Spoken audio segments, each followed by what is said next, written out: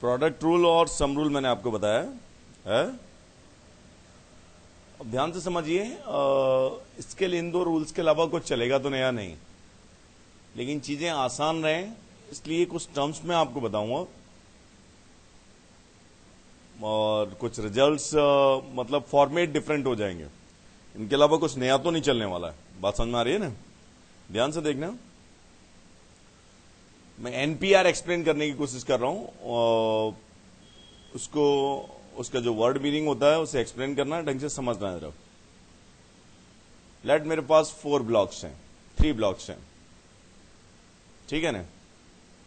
और इन 3 ब्लॉक्स में मेरे को 3 चीजों को अरेंज करना है, एबीसी को अरेंज करना है। अरेंज का मतलब क्या है? सीक्वेंस इज इंपॉर्टेंट है। तो फर्स्ट को भरने के लिए कितनी पॉसिबिलिटीज होंगी? कोई फर्स्ट 3 है, सेकंड को भरने के लिए 2 ही बचेंगे और थर्ड इकलौता बचेगा ही बचेगा। तो एबीसी को इनमें सीक्वेंस में या लाइन में या बॉक्सेस में अरेंज कितने तरीके से किया जा सकता है? 3 इंटू 2 इंटू 1। बात समझ में आ गई है? तो मान लो n चीजें हो मेरे पास, n थिंग्स हो, और n थिंग्स को n बॉक्सेस में, ये स्पेसिफाइड नहीं है, n थिंग्स को मुझे लाइन में अरेंज करना है, इन लाइन अरेंज करना है। एक ही बात है, n थिंग्स को लाइन ज्यादा बेटर है, लाइन में अरेंज करना है। लाइक दैट, जैसे मैंने एक ये अरेंज कर दिया, दूसरा, तीसरा, चौथा, पांचवा, छठवां, सातवां, n को अरेंज करना है। तो इन द सेम वे ये मेरे पास क्या आएगा? फर्स्ट के लिए कितनी पॉसिबिलिटीज होंगी? n, या किसी भी फर्स्ट के लिए सेकंड के लिए कितनी पॉसिबिलिटीज होंगी? n-1, और थर्ड के लिए n-2 up to dot dot dot 3 2 1। और ये साइमल्टेनियसली अगर अकर होंगे तो मेरे पास ऑल वो चीजें n थिंग्स हैं वो क्या हो जाएंगी? अरेंज हो जाएंगी। बात समझ में आ गई ना? तो अल्टीमेटली मेरे पास क्या आया? फैक्टोरियल n है। इसको अगर मैं एक्सप्लेन करना चाहूं तो फैक्टोरियल n मुझे देता क्या है? n इंटू, ढंग से समझिए, n into n-1 into n-2 dot dot dot 3 into 2 into 1। ये क्या है मेरे पास? Factorial n। फैक्टोरियल n ये क्या देता है हमें? मतलब क्या रिप्रेजेंट करता है? Number of arrangements of n distinct things in a line है। मतलब क्लियर कट फैक्टोरियल n क्या दे रहा है? जैसे n डिस्टिंक्ट थिंग्स को हम लाइन में सभी थिंग्स को कितने तरीके से अरेंज कर सकते हैं। बात समझ में आ गई ना? ठीक है कि नहीं? मतलब n में से n चीजें सिलेक्ट करने के कितने तरीके होंगे? एक, सबको सिलेक्ट कर लो। तो इसका मतलब क्या? अरेंजमेंट निश्चित तौर पे बड़ा होना है कि एक अरेंजमेंट, एक सिलेक्शन के लिए n अरेंजमेंट आ रहे हैं, मतलब फैक्टोरियल n अरेंजमेंट आ रहे हैं। बात समझ में आ रही है कि नहीं? ठीक है कि नहीं? तो फैक्टोरियल n हमें देता क्या है? नोट कर लो इसे। फैक्टोरियल n का मीनिंग क्या होता है? क्या देता है हमें? ढंग से लिखना, लेकिन number of arrangements of n distinct things in a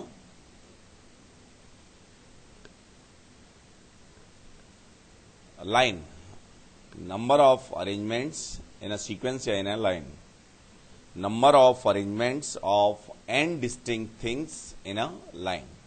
Got it? है? मान लो एबीसी के लिए बात करें तो ये एबीसी के लिए कौन कौन से आएंगे? 3 को अरेंज करना है तो फैक्टोरियल 3 की वैल्यू क्या आएगी? फैक्टोरियल 3 की वैल्यू कितनी आएगी?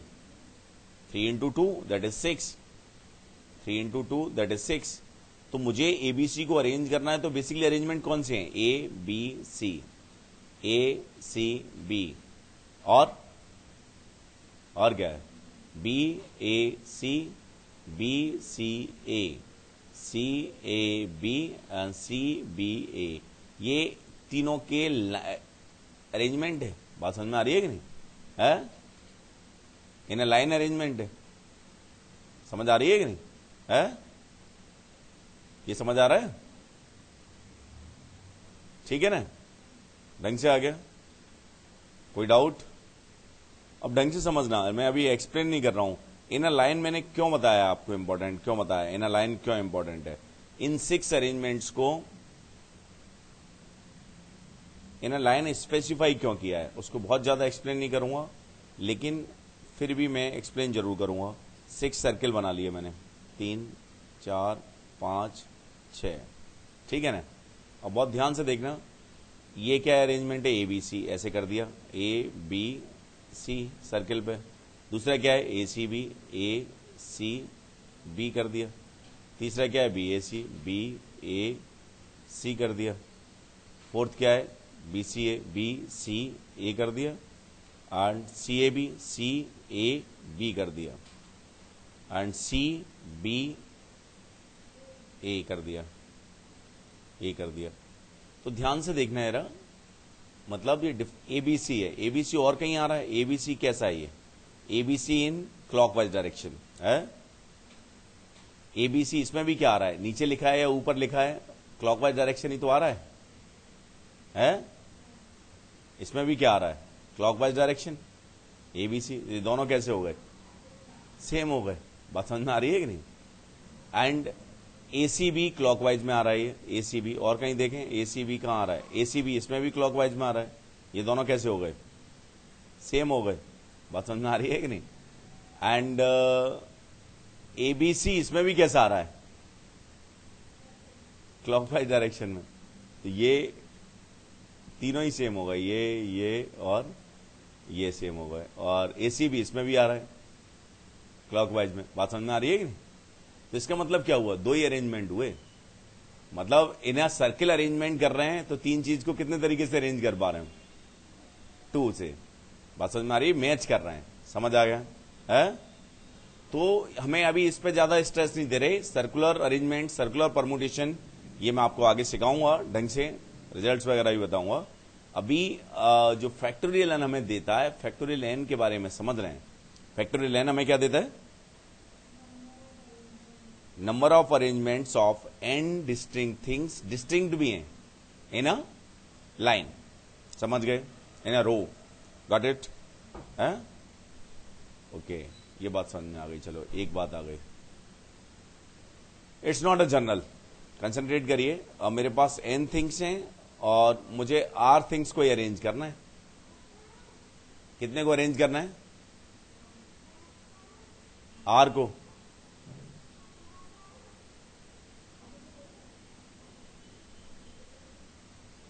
ठीक है ना।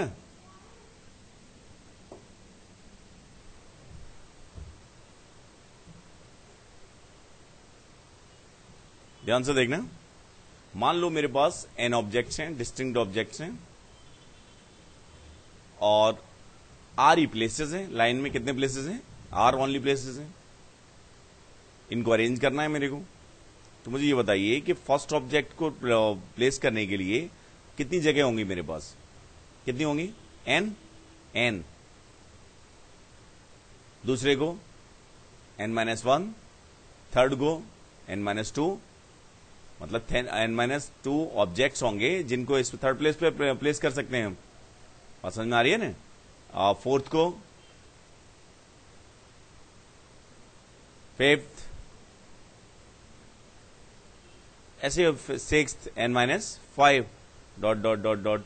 अगर मैं आर्थ के लिए बात करूं, आर प्लेसेस है मेरे पास, फर्स्ट प्लेस के लिए एन ऑब्जेक्ट है, सेकंड प्लेस के लिए n-1 ऑब्जेक्ट है, थर्ड प्लेस के लिए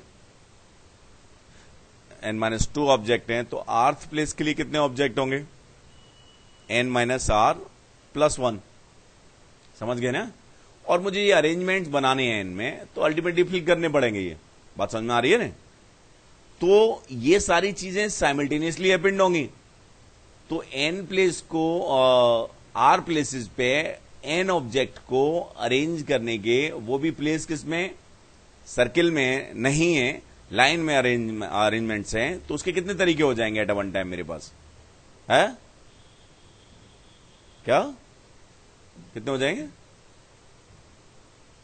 फर्स्ट के लिए कितने, एन, फिर n-1, फिर n-2, डॉट डॉट डॉट, ये साइमल्टेनियसली होना चाहिए n-r+1, बात समझ में आ गई ना।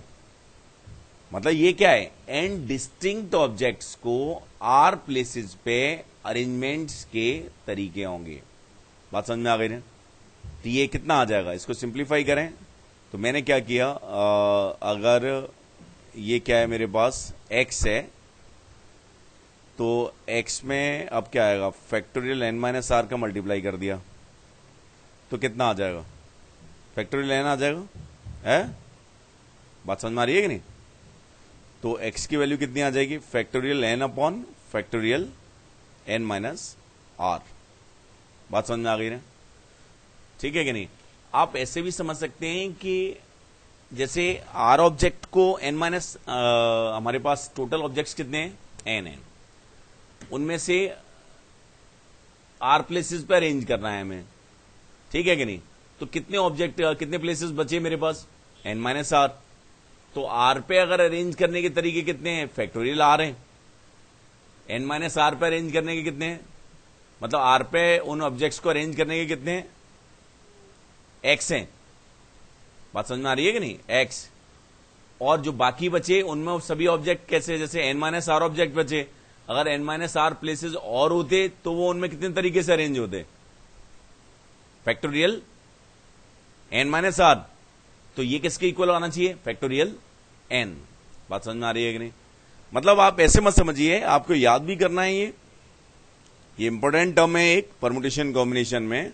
n डिस्टिंक्ट ऑब्जेक्ट को अगर r प्लेसेस पे अरेंज करना है तो उसके कितने तरीके हैं हमारे पास, कितने तरीके हैं, factorial n upon factorial n minus are.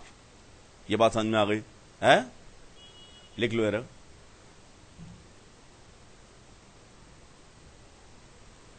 इसे ढंग से लिखना, ये बहुत काम का है।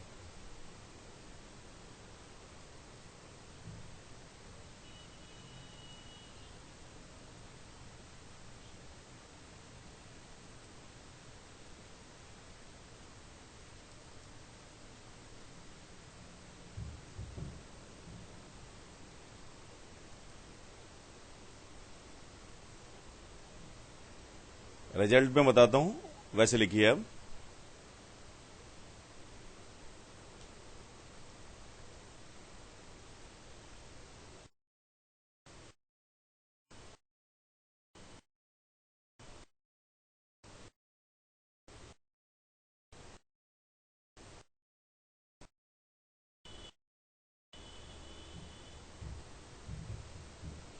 किया आपने, ध्यान से देखने आ रहे।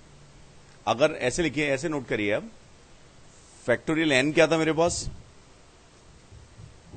Number of arrangements of r distinct things taking all at a time, ठीक है कि नहीं? Factorial n upon factorial n minus r क्या आया, ये क्या है, number of arrangements of n distinct things taking r at a time, इसे ऐसे लिखो, number of arrangements of n distinct things taking r at a time, number of arrangements of n distinct things taken r at a time। बात समझ में आ गई ना? ये line की हेल्प से मैंने समझा दिया आपको, कोई दिक्कत तो होगी नहीं है, आ गया ना?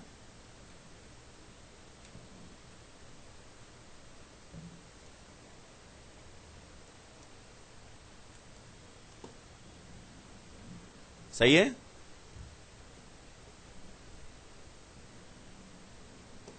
समझ आ गए है? अब ढंग से सुनना, एक टेक्निकल टर्म है जिसे हम एनपीआर कहते हैं, एनपीआर। बात समझ में आ रही है ना? तो एनपीआर कोई नई बात नहीं है, एनपीआर इसी चीज का सिनोनिम है। एनपीआर का मतलब क्या होता है, इसे बार बार कहेंगे, number of arrangements of N distinct things taking r at a time, तो इतना स्टेटमेंट कहने की जगह जरूरत क्या होती है, एनपीआर। एनपीआर का मतलब ही क्या होता है, number of arrangements of N distinct things taking r at a time. यही इसी का, इसकी वैल्यू कितनी होती है, factorial n upon factorial n minus r. ढंग से लिख लो इसे, दोबारा से लिखो, नंबर ऑफ अरेंजमेंट्स ऑफ, वैसे ही मैंने परमुटेशन का मतलब बताया था आपको, अरेंजमेंट्स ना लाइन ही है ये। एनपीआर का मतलब क्या होता है, number of arrangements of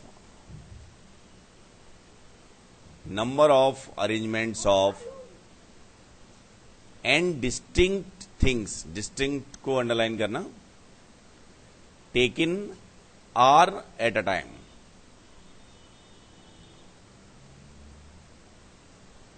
taken r at a time. कई बार इसे हम क्या कहते हैं, कई बार ऐसे भी कह देते हैं, number of permutations of n distinct things taken r at a time. Number of permutations of n distinct things taken r at a time, ये भी कह देते हैं कई बार।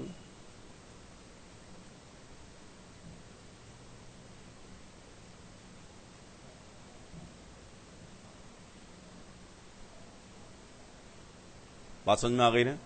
कंसेप्ट इतना ही है, इसके अलावा ये कुछ नहीं होता। एनपीआर का मतलब समझ में आ गया है?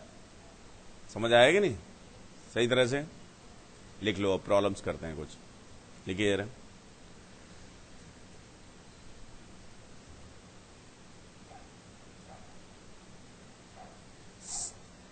Eight athletes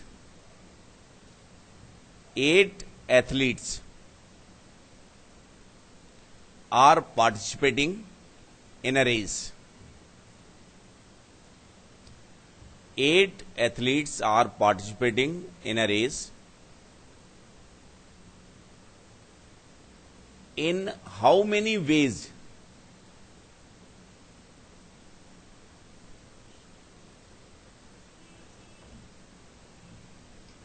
In how many ways can the first 3 prizes be won? In how many ways can the first 3 prizes be won? इसका मतलब क्या हुआ है? मेरे पास 8 क्या है, एथलीट्स हैं, और इनसे इसका मतलब क्या है, 3 प्राइज, फर्स्ट सेकंड थर्ड। इसका मतलब क्या है कि इनमें से पहले 3 को सिलेक्ट करके कितने तरीके से इसे अरेंज किया जा सकता है। बात समझ में आ रही है कि नहीं? तो लॉजिक से अगर हम जाएं तो पहले के लिए 8, दूसरे के लिए 7, तीसरे के लिए 6। आंसर क्या आ जाएगा? 8 इंटू 7 इंटू 6। अगर एनपीआर का यूज करना चाह रहे हैं तो it is nothing, simply 8p3। Got it? मतलब 8 में से 8 डिस्टिंक्ट थिंग में से 3 प्लेसेस पे चीजें कितने तरीके से अरेंज हो सकती हैं, वही प्रॉब्लम है? मतलब उतने तरीके से प्राइज फर्स्ट सेकंड थर्ड आ जाएंगे। बात समझ में आ गई ना? लिख लो आंसर कितना आ रहा है, नोट करो।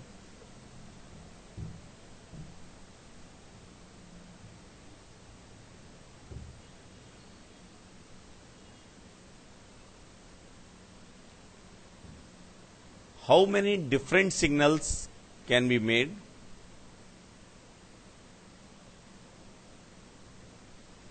By 5 flags.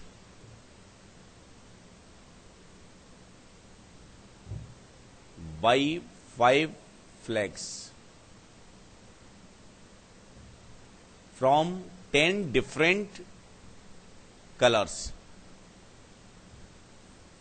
From 10 flags of different colors. From 10 flags of different colors.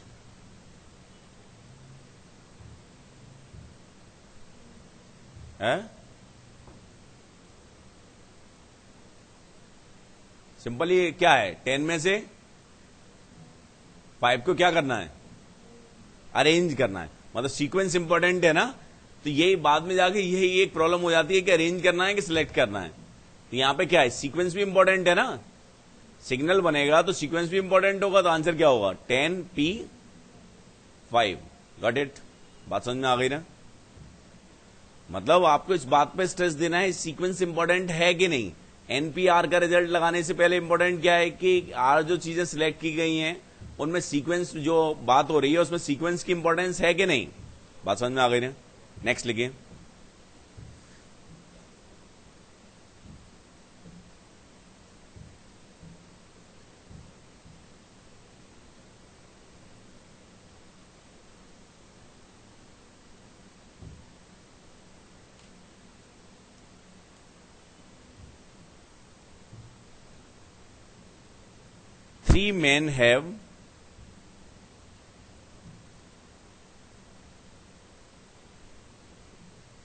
Three men have four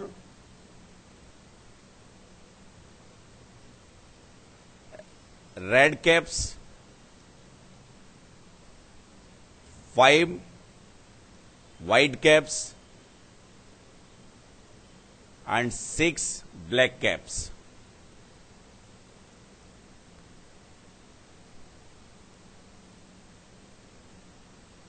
In how many ways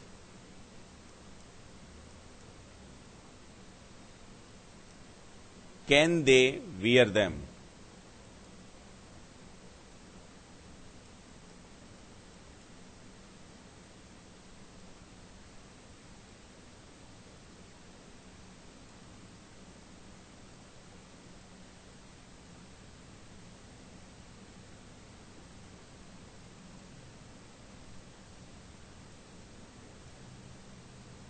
है क्या? नहीं,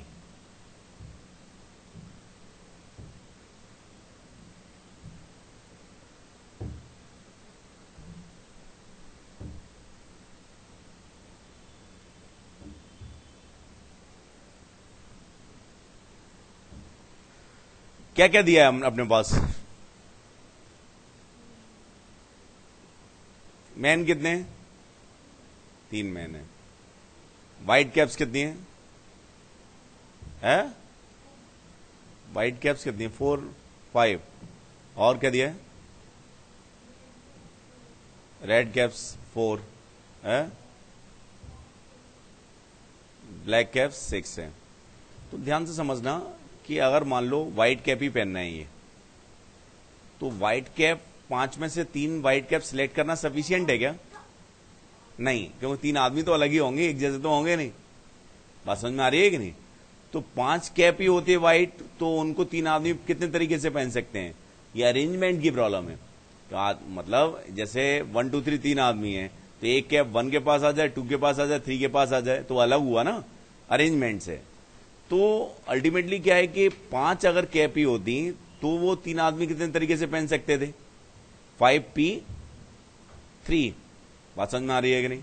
लेकिन ये कैप भी अलग है, तो व्हाइट कैप्स को इतने तरीके से पहन सकते हैं, कोई डाउट? रेड कैप को कितने तरीके से पहन सकते हैं? 4p3 है। और व्हाइट और कौन सा है? ब्लैक को कितने? 6cp3। तो ये साइमल्टेनियसली है। ऐसा भी हो सकता है कि एक व्हाइट पहने एक रेड पहने। बात समझ में आ रही है कि नहीं? तो total number of veg they can wear the cap, वो कितने आ जाएंगे? इनका क्या होगा? प्रोडक्ट। समझ गए? ढंग से समझ आया? समझ आया ना ये सही तरह से? मतलब प्रोडक्ट रूल क्यों लगाया है? व्हाइट भी पहन सकता है। How many 4 digit numbers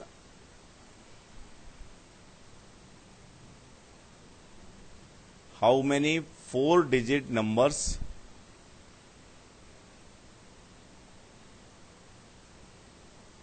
are possible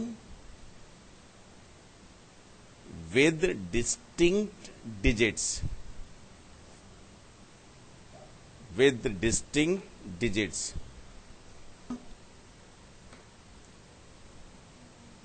है क्या? नहीं, जैसे अपने पास डिजिट्स कितनी होती हैं? 1 2 3 4 5 6 7 8 9, ये है ना? तो 10 डिजिट्स हैं। तो इनको यूज करके, सबको यूज करके डिस्टिंक्ट डिजिट से बनाना है, तो रिपीटेशन नॉट अलाउडेड है। कितने डिजिट का बनाना है? 4। तो इनसे 4 डिजिट नंबर कितने पॉसिबल हो सकते हैं? 4p3, ठीक है कि नहीं? बात समझ में आ रही है कि नहीं? लेकिन इन नंबर्स में बहुत सारे नंबर कौन से होंगे जिन पे 0 आगे आ जाएगा? है नहीं आई बात सुनने? 4p3 क्यों? 10p कितने डिजिट थे? ये कितने थे?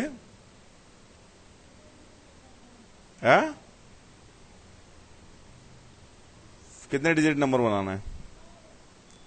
4, तो 10p4, ये समझ आ गया है? अब मुझे ये बताइए कि इनमें से कितने नंबर ऐसे होंगे जिन पे 0 आगे आ जाएगा?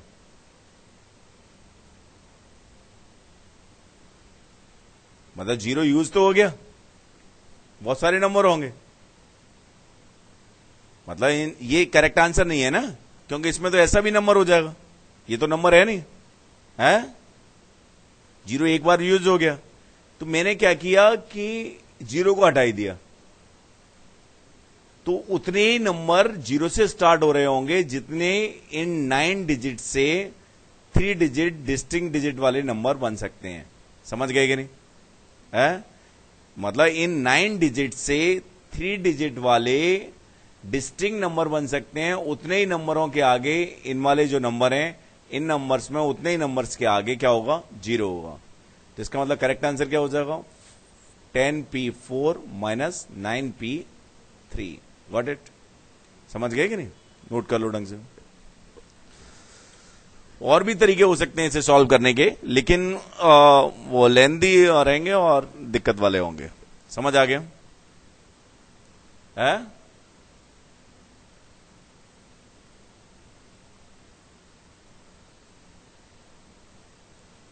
नेक्स्ट लिखिए।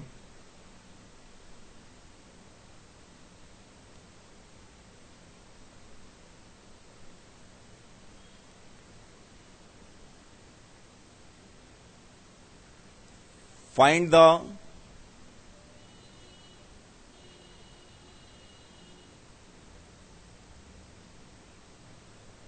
find 5-digit numbers using the digits 0, 1, 2, 3, 4, 5, 7, 8।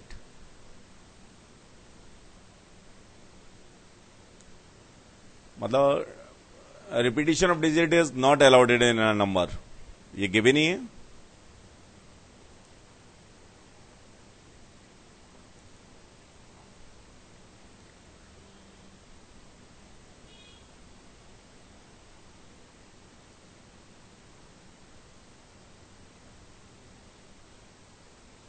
आ गया? कितने डिजिट हैं ये? 1, 2, 3, 4, 5, 6, 7, 8, 8 हैं। कितने डिजिट बनाना है? तो 8p5। क्या ये करेक्ट है? नहीं, 0 वाले से स्टार्ट हो जाएंगे, तो क्या करना पड़ेगा? -7p4। इतने नंबर्स के आगे क्या आ रहा होगा? 0 आ रहा होगा। समझ गए ना? है?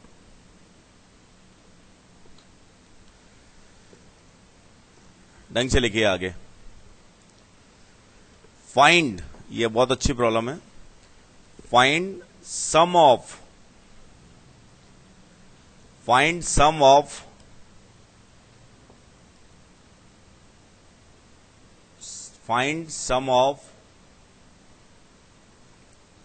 all the numbers. Find sum of all the numbers that can be formed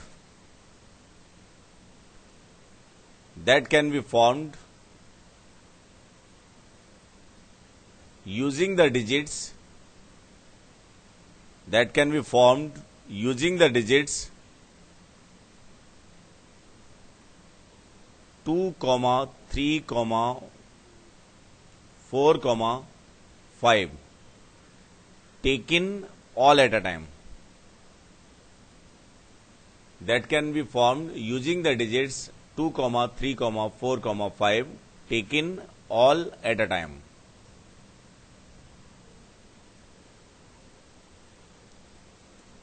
अच्छा, ये बताओ कि इससे कितने नंबर बन सकते हैं, ये बताओ जरा। मतलब कितने नंबर चारों को यूज करके बन सकते हैं? फैक्टोरियल 4, डिस्टिंक्ट नंबर ये बन सकते हैं। ओके, अब जितने भी नंबर बनना है, कितने बनना है बताना है? 24 बनना है क्या? ज्यादा बन रहे होंगे। 4, 3, 2, 1, 24 ही बनना है। चलो कोई बात नहीं। अच्छा, ये बताओ मुझे इन 24 नंबर्स का सम निकालना है? ये प्रॉब्लम है। तो सम कैसे निकाला जाए बताइए?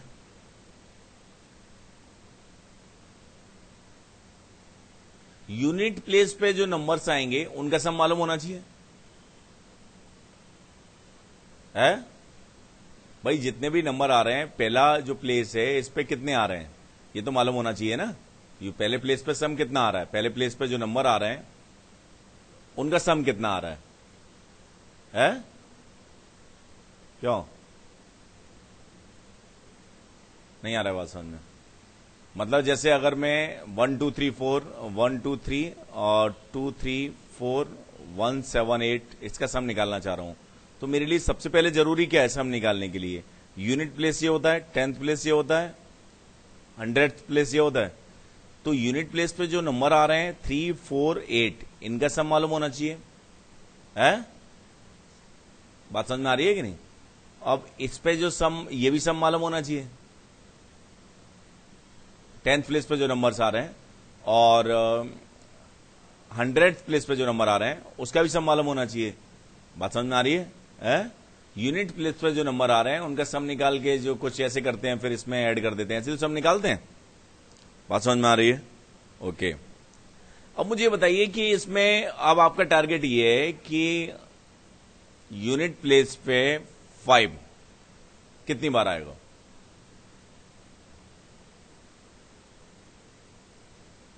इन नंबर्स में से ऐसे कितने नंबर्स होंगे जिनमें यूनिट प्लेस पे क्या आएगा? 5 आएगा, है? 6 होगा क्या? लिख लो यार।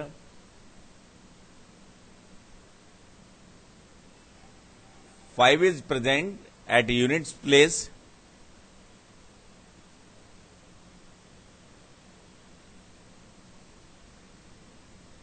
Five is present at units place in factorial 3 numbers. मतलब फैक्टोरियल 3 इसलिए लिखा है कि 7 डिजिट भी हो सकता था। 5 के अलावा कितनी डिजिट बची? 3। तो कितना आ गया? 3 इंटू है 2। समझ गए ना?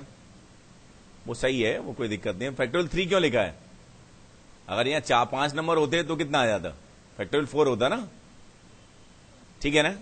इतने नंबर में तो क्या होगा? 5 प्रेजेंट होगा यूनिट प्लेस पे, ठीक है?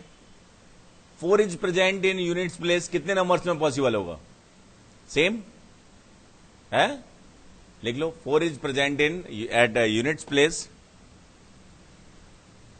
4 is present at units place in 4 is present at units place in factorial 3 numbers। समझ गए? है? ठीक है भाई। 5 ऐसे सिमिलरली 5 बार 5 यूनिट प्लेस पे कितनी बार प्रेजेंट है? 6 बार, ठीक है कि नहीं? 4 भी कितनी बार प्रेजेंट है? 6 बार। 3 भी कितनी बार प्रेजेंट होगा यूनिट प्लेस पे? 6। 2 भी कितनी बार प्रेजेंट होगा यूनिट प्लेस पे? 6। समझ गए ना? बात समझ में आ गई ना? है? तो यही 24 नंबर है, और तो है नहीं कोई, यही तो है नंबर्स। तो आगे लिखिए यार, नोट करो यार।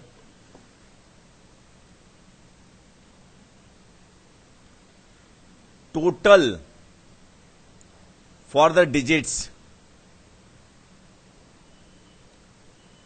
total for the digits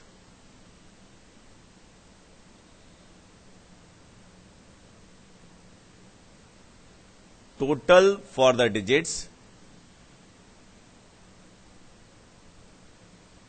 total for the digits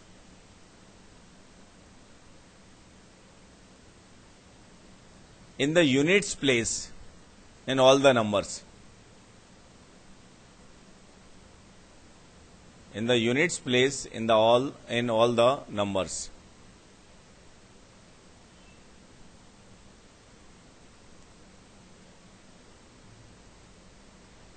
Total for the digits at units place in all the numbers. बहुत ढंग से बताना मेरे को कि कितने नंबर थे मेरे पास टोटल. 5 कितनी बार आ रहा था? 6 बार. 6 का सारे नंबर 6 बार ही आ रहे थे. 5 6 बार आ गया. 4 और क्या था नंबर? 4 6 बार आ गया. 2 6 बार आ गया. 3 यही थे ना. तो यूनिट प्लेस पर जो भी नंबर आ रहे हैं उनका सम कितना आ गया? देखो कितना आ रहा है. यही तो होगा. मतलब इतने जैसे जितने भी नंबर हैं 24 हैं, उन 24 नंबर में क्या हो रहा है? 5 बार 6 बार 5 आया है यूनिट प्लेस पे, ऐसे आया है. ऐसे कुछ नंबर है. बात समझ में आ रही है कि नहीं? 4 बार क्या है? 6 आया है. मतलब 6 बार 4 आया है. और अगेन 6 बार ही क्या है? 2 आया है. ठीक है कि नहीं? एंड 6 टाइम ही क्या है? 3 आया है. तो उनका यूनिट प्लेस पर जो डिजिट आया उनका सम कितना आ गया? देखो कितना आ रहा है?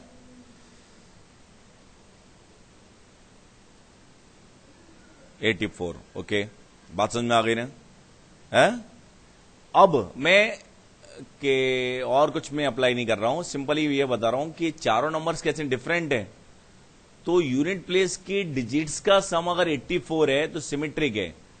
100 प्लेस की डिजिट का सम भी कितना होगा? 84 होगा. 1000 प्लेस के डिजिट का सम भी कितना होगा? क्योंकि सिमेट्रिक है. 84. बात समझ में आ रही है कि नहीं? एंड 100 क्या है? 10th प्लेस के डिजिट का सम भी कितना होगा? 84. 4 डिजिट नंबर है और सिमेट्रिक है, चारों डिफरेंट है. तो यूनिट प्लेस की डिजिट का सम अगर मेरे पास 84 है, बात समझ में आ रही है कि नहीं? तो मैं क्या कर सकता हूं, ये 10th प्लेस की डिजिट का सम भी 84 होगा, 100th प्लेस की डिजिट का सम भी 84 होगा और 1000th प्लेस की डिजिट का सम भी 84 होगा. समझ गए?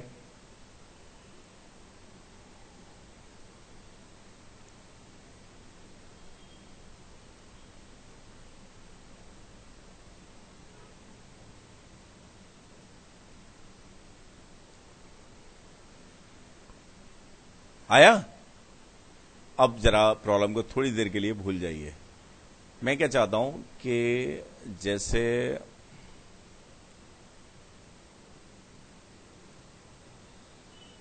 कैसे बताया जाए आपको.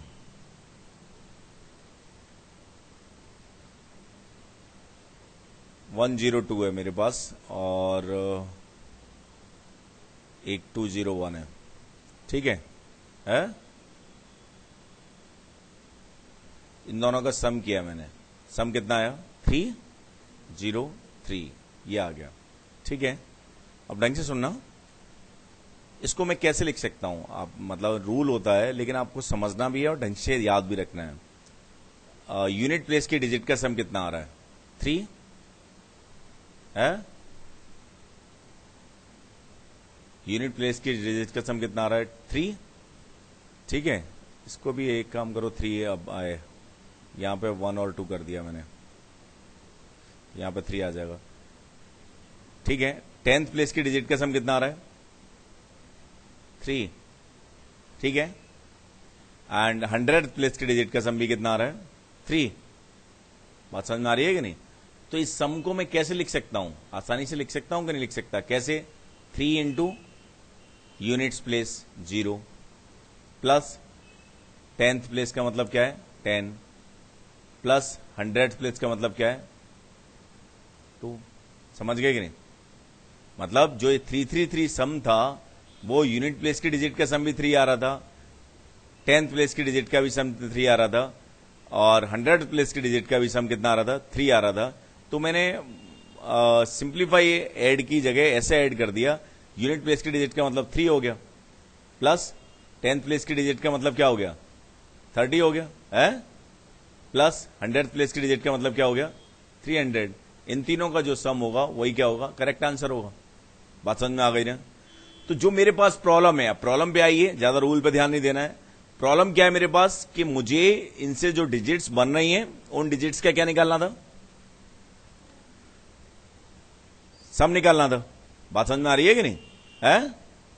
तो मेरे पास यूनिट्स प्लेस की डिजिट का सम कितना आया है, कितना आया था, 84। 10th प्लेस की डिजिट का सम भी कितना था, 84। 100th प्लेस के डिजिट का सम भी कितना था, 84। 1000th प्लेस के मतलब डिजिट का सम भी कितना था, 84।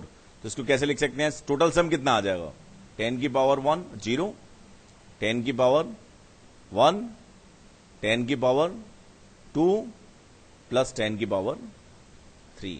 समझ गए ना? It is the sum of all the numbers formed by, क्या थी डिजिट्स बताओ जरा मेरे को, 2 3 4 5 थी ना?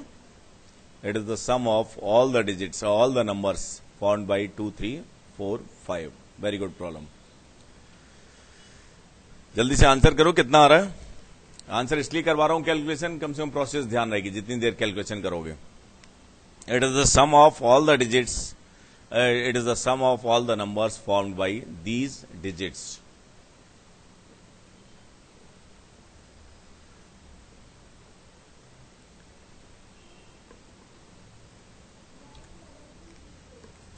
नाइन नहीं, इसका आंसर जो मेरे पास है वो है 93324। अच्छा, मेरी समझ में कुछ और है, समझ आ गए है? ओके गुड, नेक्स्ट लिखिए।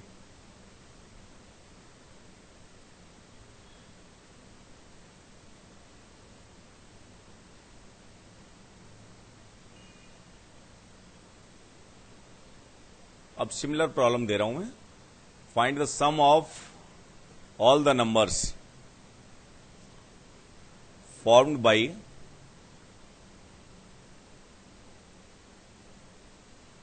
digits 1 2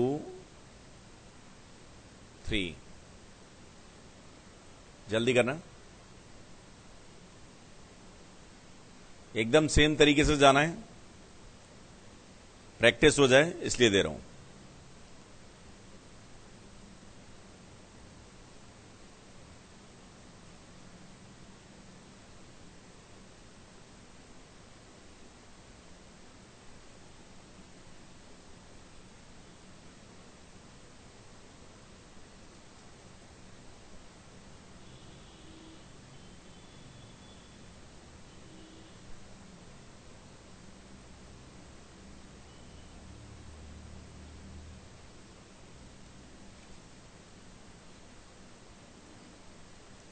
है?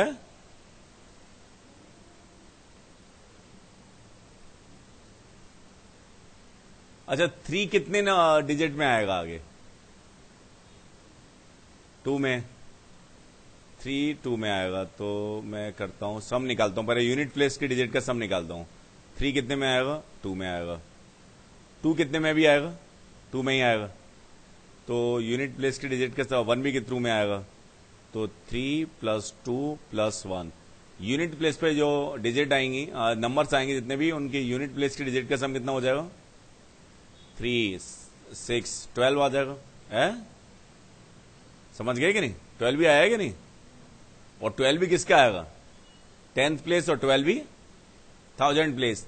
तो जितने भी नंबर्स बनेंगे उनका सम कितना आ जाएगा, 12, 10 की पावर 0, 10 की पावर 1, 10 की पावर 2। देखो कितना आ रहा है आंसर, है 1 3 3 2। पहले भी ऐसे ही कुछ आया था, यही आया था क्या? नहीं, ये तो नहीं आया होगा, पहले डिजिट ज्यादा थे। समझ आ गया क्या? पहले तो ज्यादा बड़ा आया होगा ना आंसर इससे, ओके ओके, ठीक है ना। नेक्स्ट लिखिए, समझ आया ये तरीका है? एक और लिखिए,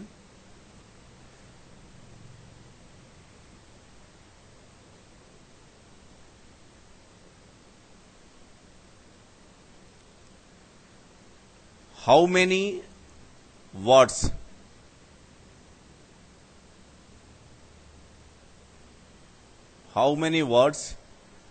with or without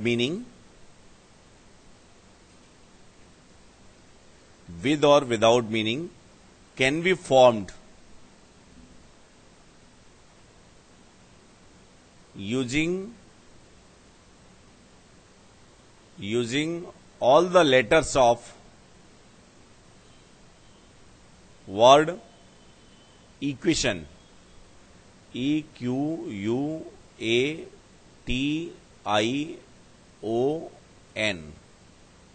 equation, using each letter exactly once,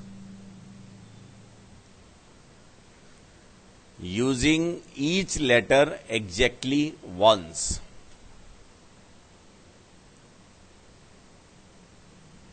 using each letter exactly once.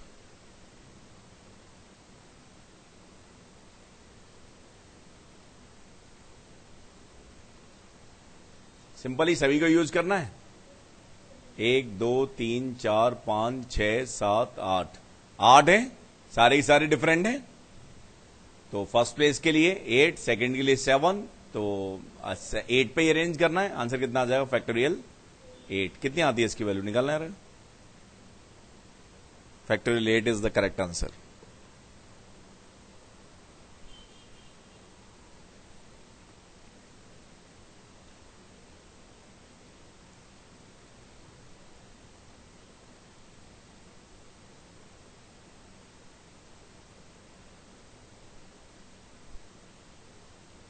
आ गया है? जो भी है, एक और लिखिए,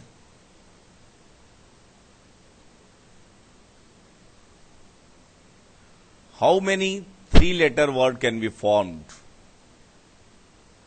How many 3-letter word can be formed using the letters of word number?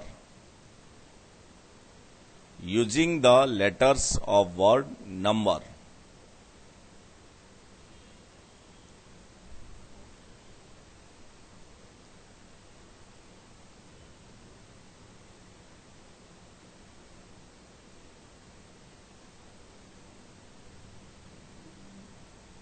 भाई चारों के 1 2 3 4 5 6 कितनी लेटर वर्ड बनाने? 3। तो आंसर कितना आ जाएगा? 6p3। आंसर कितना आएगा जी? 6p3 आएगा ना? है? ओके, तो फाइनली मैं कंक्लूड कर रहा हूं। जो इस क्लास में मैंने आपको बताया है कि फैक्टोरियल n का मतलब क्या है? Number of ways of arranging n distinct things and at n places. ठीक है कि नहीं? And NPR is standard word.